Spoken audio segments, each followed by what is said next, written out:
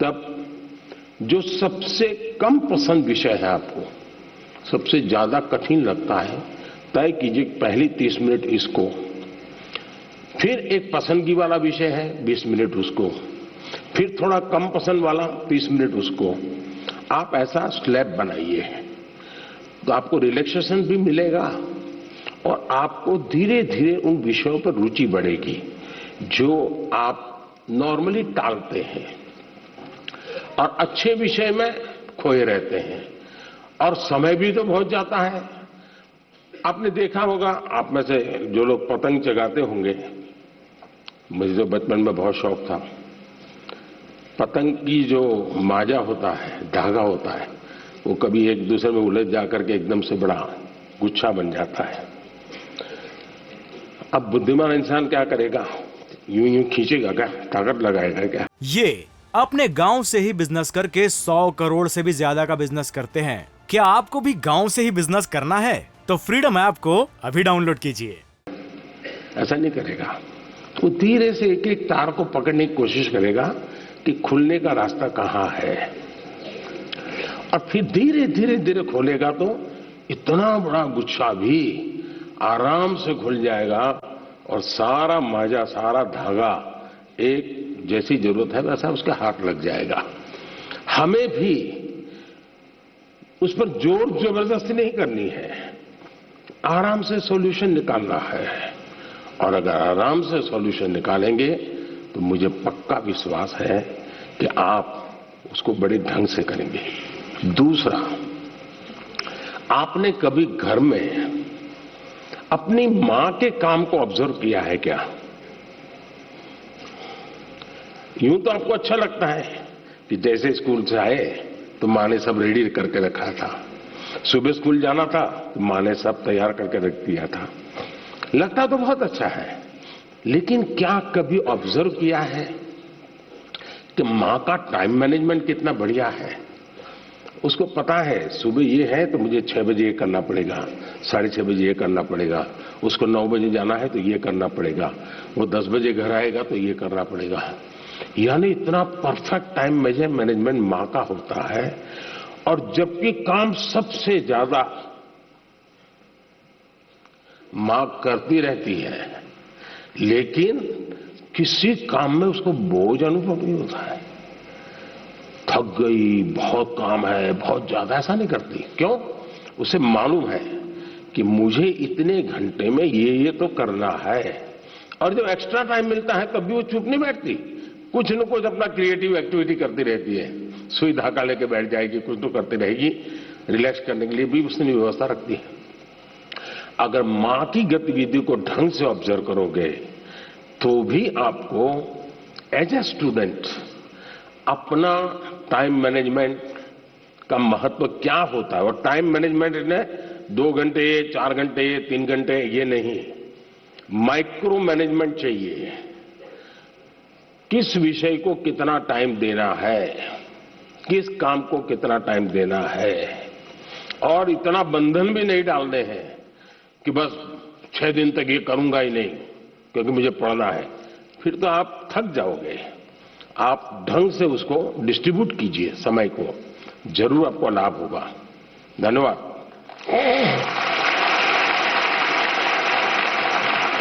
Thank you, Honorable Prime Minister, sir, for guiding us to be methodical and systematic in order to be an effective student. Honorable Prime Minister, sir, Rupesh Kashyap, hailing from Bastar district of Chhattisgarh, is known for his distinctive tribal art, the enchanting Chitrakoot waterfalls, and the finest quality of bamboo. Rupesh is present here with us and needs your advice on a topic that is of vital significance. Rupesh, please ask your question. Good morning, Honorable Prime Minister, sir. My name is Rupesh Kashyap. I am a student of class 9 from Swami Atmanand Government English. Camera उस बच्ची पे लगाइए। हाँ। From Swami Atmanand Government English Medium School, Darwa, District Bastar, Chhattisgarh. Sir, my question is, how can I avoid unfair means in exams? Thank you, sir. Thank you, Rupesh. Honorable Prime Minister, sir, from the heritage city of Jagannath Puri, the spiritual capital of Odisha, famed for its magnificent cone-shaped layout, Rath Yatra and serene beaches, Tanmay Biswal seeks your guidance on a similar issue. Tanmay, please ask your question. Honorable Prime Minister Sir, Namaskar. My name is Tanmay Biswal. I am a student of Jawaharlal Navodaya Vidyalaya, Konark, Puri, Odisha. My question to you, sir, is how to eliminate cheating or copying activities of the students during examination. Kindly guide me on this. Thank you, sir. माननीय प्रधानमंत्री जी, रुपेश और तन्मय परीक्षा में अनुचित साधनों के प्रयोग से कैसे बचा जाए, इस विषय पर आपका मार्गदर्शन चाहते हैं। श्रद्धेय प्रधानमंत्री जी। मुझे खुशी हुई कि हमारे विद्यार्थियों को भी ये लग रहा है कि परीक्षा में जो गलत प्रैक्टिसेस होती हैं, माल प्रैक्टिसेस होती हैं, उसका कोई रास्ता खोजना चाहिए। खास करके जो मेहनती विद्यार्थी होते हैं, उनको जरूर इसका बहुत ही चिंता रहती है कि मैं इतनी मेहनत करता हूं और ये चोरी कर करके, कॉपी कर करके, नकल करके अपना गाड़ी चला लेता है। पहले भी शायद चोरी तो करते होंगे लोग, नकल तो करते होंगे, लेकिन छुप छुप करके करते होंगे। अब तो बड़े गर्व से कहते हैं कि आज सुपरवाइजर को बुद्धू बना दिया।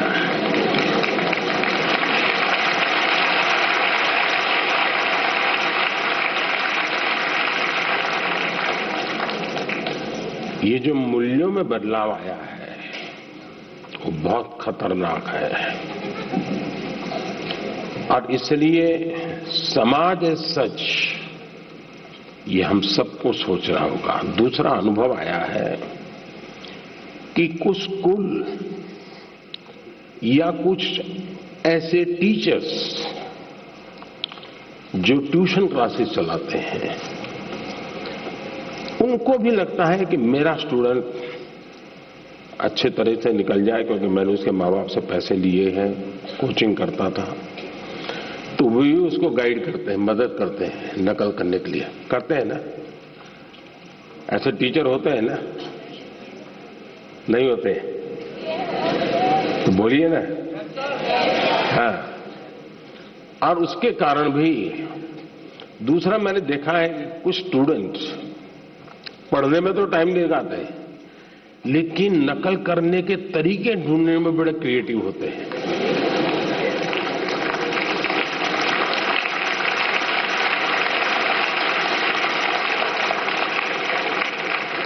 उसमें घंटे लगा देंगे, वो कापली बनाएंगे तो उतनी छोटे छोटे छोटे अक्षरों की बनाएंगे। कभी कभी तो मुझे लगता है कि इसके बजाय वो नकल के तरीके, नकल की टेक्निक, उसमें जितना दिमाग खपाता है, और बड़े क्रिएटिव होते हैं ये चोरी करने वाले। इसके बजाय अगर उतना ही समय उसी क्रिएटिविटी को, टैलेंट को सीखने में लगा देता तो शायद वो अच्छा कर पाता। किसी ने उसको गाइड करना चाहिए था, किसी ने उसको समझाना चाहिए था। दूसरा ये बात समझ के चले, अब जिंदगी बहुत बदल चुकी है, जगत बहुत बदल चुका है, और इसलिए ये बहुत आवश्यक है कि एक एग्जाम से निकले मतलब जिंदगी निकल गई, ये संभव नहीं है जी। आज आपको डगर डगर हर जगह पे कोई इनको एग्जाम देनी पड़ती है। कितनी जगह पे नकल करोगे जी? और इसलिए जो नकल करने वाला है वो शायद एक आध दो एग्जाम को तो निकल जाएगा, लेकिन जिंदगी कभी पार नहीं कर पाएगा।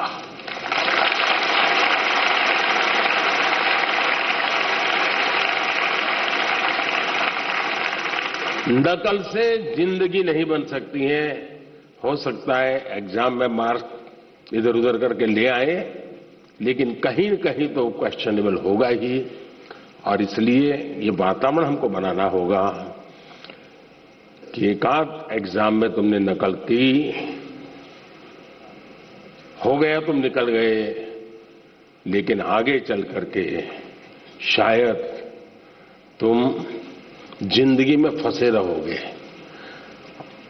दूसरा, जो विद्यार्थी कड़ी मेहनत करते हैं उनसे भी मैं कहूंगा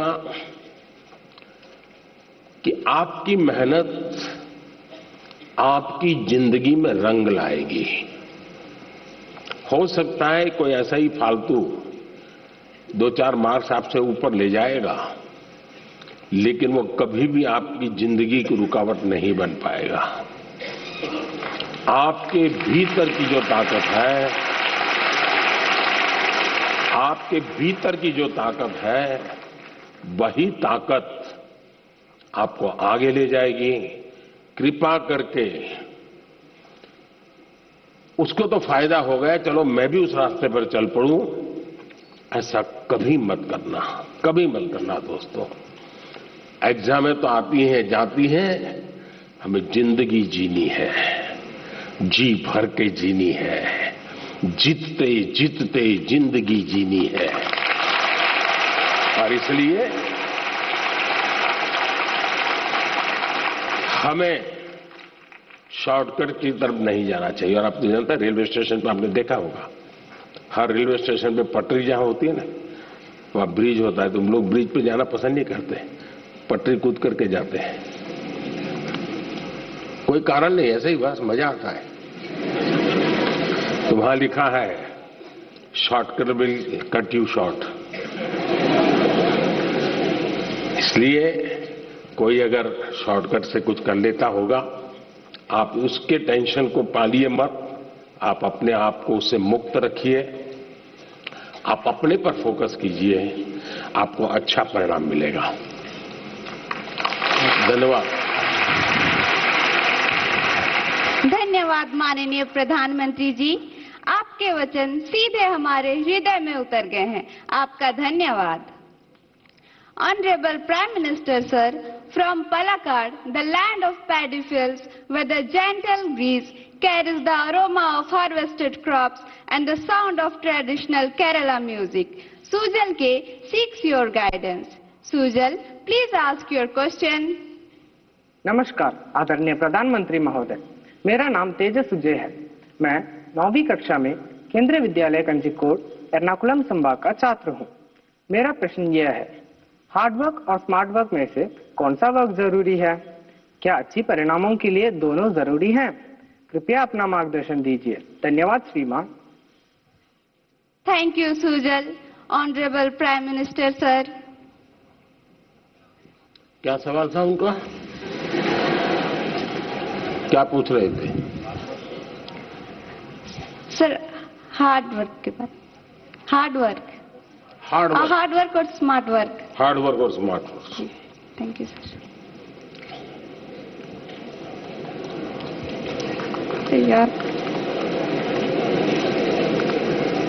अच्छा, आपने बचपन में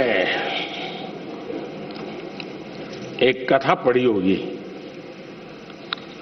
सबने जरूर पढ़ी होगी, और इससे आप अंदाज लगा सकते हैं कि स्मार्ट वर्क क्या होता है, हार्ड वर्क क्या होता है। हम बचपन में थे तो एक कथा सुना पढ़ाते थे कि एक घड़े में पानी था, पानी जरा गहरा था और एक कौवा पानी पीना चाहता था, लेकिन अंदर वो पहुंच नहीं पाता था। तो उस कौवे ने छोटे छोटे कंकर उठा करके उस घड़े में डाले और धीरे धीरे पानी ऊपर आया और फिर उसने आराम से पानी पिया। सुना है ये कथा? अब इसको आप क्या कहेंगे, हार्ड वर्क कहेंगे कि स्मार्ट वर्क कहेंगे?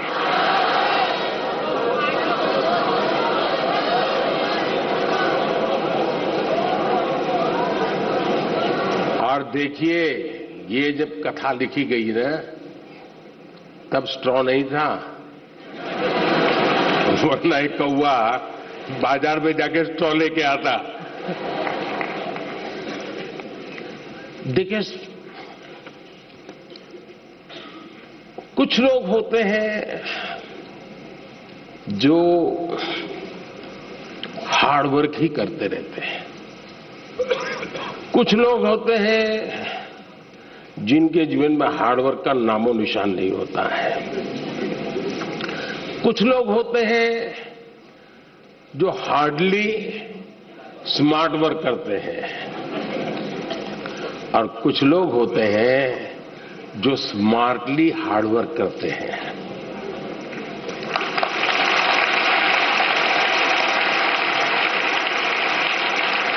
और इसलिए कौवा भी हमें सिखा रहा है कि स्मार्टली हार्ड वर्क कैसे करना। और इसलिए हमें हर काम को, पहले काम को बारीकी से समझिए।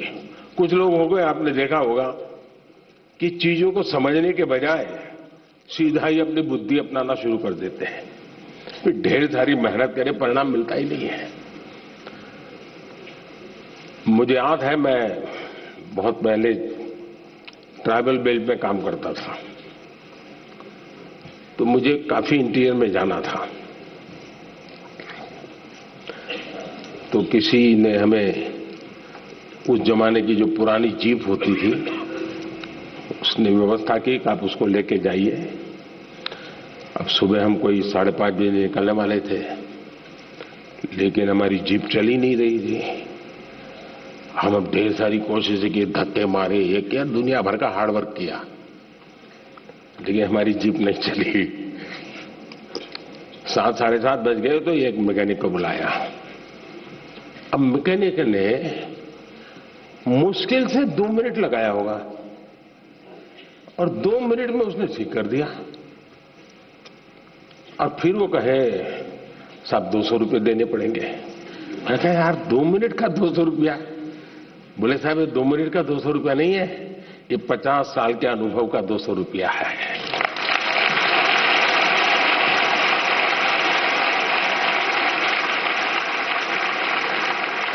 अब हम हार्ड वर्क कर रहे थे, जीप नहीं चल रही थी, उसने स्मार्टली थोड़े से बोल्ट टाइट करने थे, हार्डली उसको 2 मिनट लगा होगा जी, गाड़ी चल गई। कहने का तात्पर्य यह है कि हर चीज बड़ी मेहनत मजदूरी से करेंगे तो होगा, ऐसा आपने देखा होगा। पहलवान जो होते हैं, जो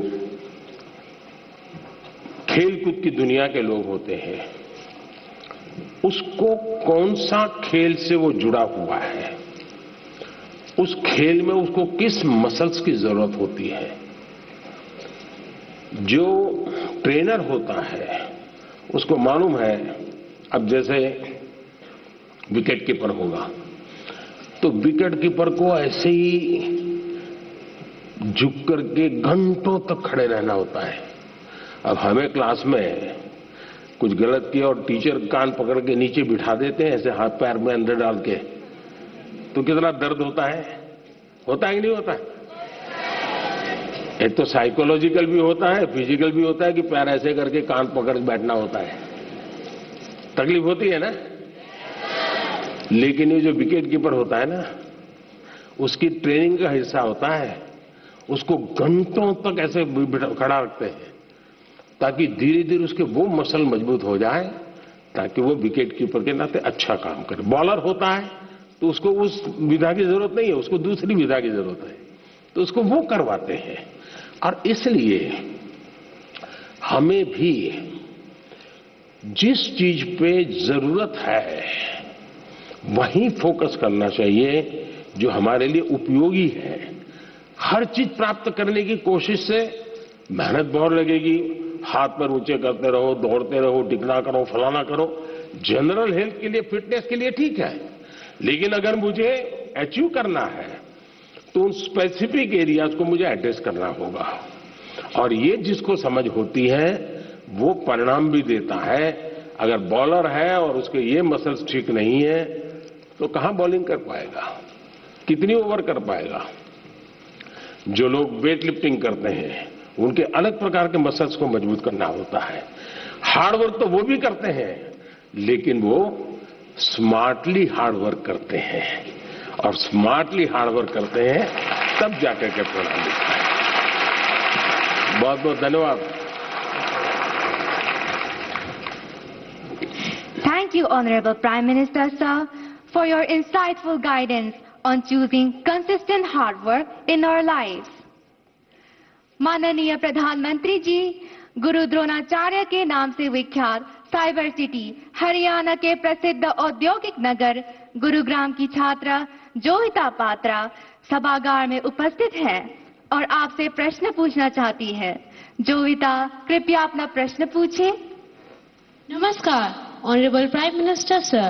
My name is Jovita Patra and I am a student of class 10th of Jawahar Navodaya Vidyalaya, Gurugram, Haryana. It's my privilege and great honor to participate in the Pariksha Pe Charcha 2023. Honorable Prime Minister Sir, my question to you is, being an average student, how can I focus on my studies? Kindly guide me on this issue. Thank you, sir. धन्यवाद जोविता। माननीय प्रधानमंत्री जी, जोविता पात्रा एक average student आपसे exam में कैसे बेहतर करे इसके बारे में आपसे मार्गदर्शन चाहते हैं। कृपया उनका मार्गदर्शन करें। माननीय प्रधानमंत्री जी। सबसे पहले तो मैं आपको बधाई देता हूं कि आपको पता है कि आप एवरेज हैं।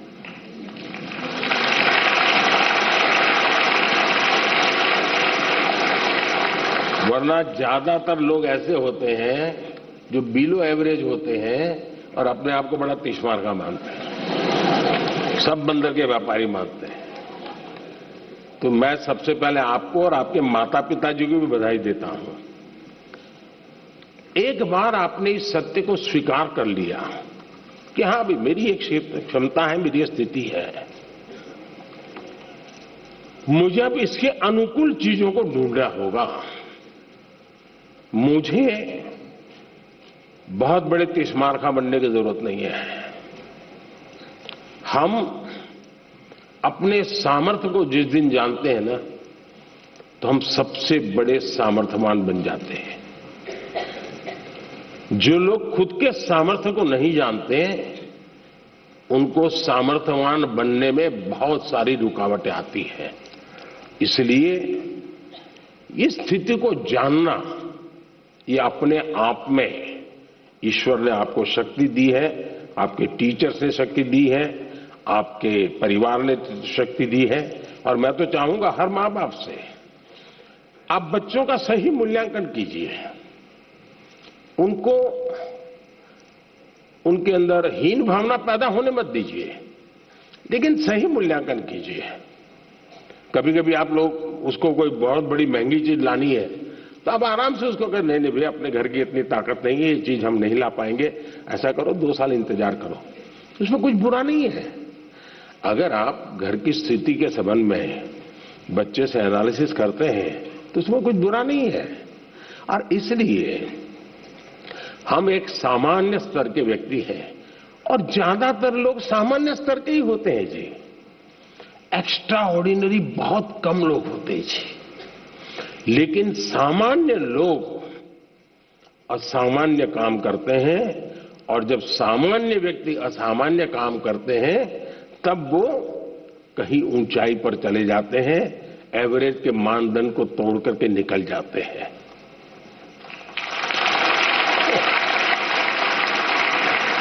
और इसलिए हमें कभी भी ये सोचना, और दुनिया में आप देखिए ज्यादातर जो लोग सफल हुए हैं वो क्या है जी, वो किसी जमाने में एवरेज लोग थे जी, असामान्य काम करके आए हैं, बहुत बड़ा परिणाम लेके आए हैं। अब आपने देखा होगा इन दिनों दुनिया में पूरे विश्व की आर्थिक स्थितियों की चर्चा हो रही है। कौन देश कितना आगे गया, किसकी आर्थिक स्थिति कैसी है, और कोरोना के बाद तो ये बड़ा मानदंड बन गया है। और ऐसा तो नहीं है कि दुनिया के पास अर्थवेत्ताओं की कमी है। बड़े बड़े नोबेल प्राइज विनर हैं जो गाइड कर सकते हैं कि ऐसा करने से आर्थिक स्थिति ऐसी बनेगी, ऐसा करने से ऐसी आर्थिक स्थिति। कोई कमी नहीं है। ज्ञान का प्रवाह बांटने वाले तो हर गली मोहल्ले में आजकल अवेलेबल है, और कुछ विद्वान भी अवेलेबल है जिन्होंने बहुत कुछ किया है। ये अपने गांव से ही बिजनेस करके 100 करोड़ से भी ज्यादा का बिजनेस करते हैं। क्या आपको भी गांव से ही बिजनेस करना है? तो फ्रीडम ऐप को अभी डाउनलोड कीजिए।